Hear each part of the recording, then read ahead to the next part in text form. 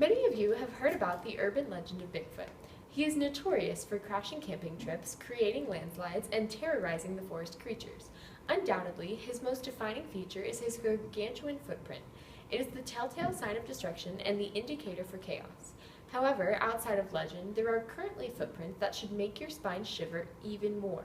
We're talking about ecological footprints, which measure how much land and water a population requires to produce the resources it consumes and to absorb the water it generates. In essence, an ecological footprint is a measurement of our impact on the Earth's ecosystem. Ecological footprints are calculated annually.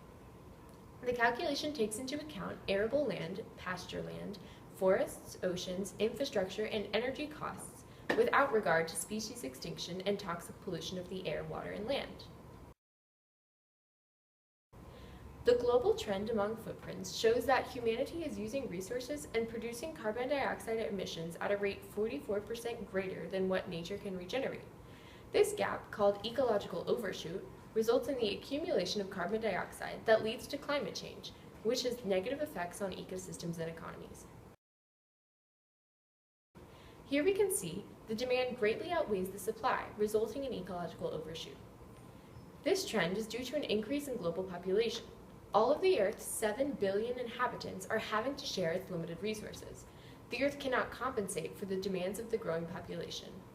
According to the Global Footprint Network, the threats facing the diverse array of plant and animal life on the planet are the greatest of any time in history. Problems such as climate change, water shortages, overharvesting, and habitat disruption, symptoms of human pressure on the planet's finite resources, are driving down wildlife populations worldwide.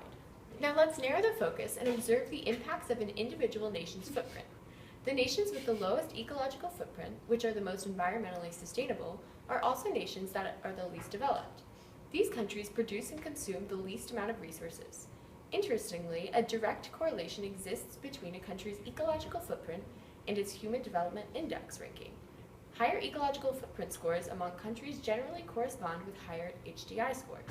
The Spearman rank correlation coefficient between the variables is 0.885.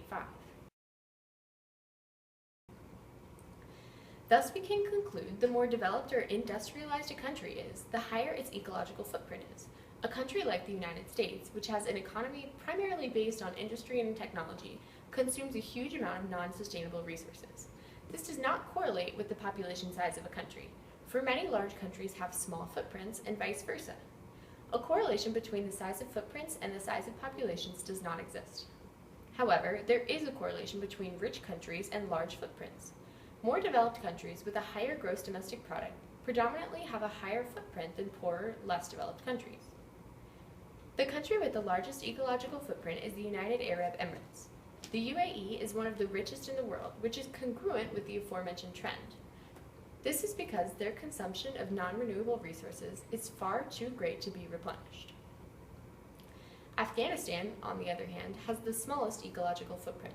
It is a less developed and poorer country, which indicates that residents in Afghanistan consume food, fiber, energy, goods, and services at a rate that the country can naturally regenerate. But we have to remember, Afghanistan is ranked extremely low in the Human Development Index, which shows that the population has a poor quality of life. In conclusion, countries with a large ecological footprint have a high consumption rate of arable land, pasture land, forests, and oceans, as well as a strong infrastructure and high energy costs. At our current trend, it now takes the Earth 1 year and 6 months to regenerate what we use in a year. If this trend continues, it is estimated by 2050 that it will take the Earth 3 years to regenerate its resources. But if we unite globally to work towards a rapid reduction of our footprint, we can actually erase our ecological overshoot. Maybe then, Bigfoot will once again have the most terrifying footprint of all. Thank you.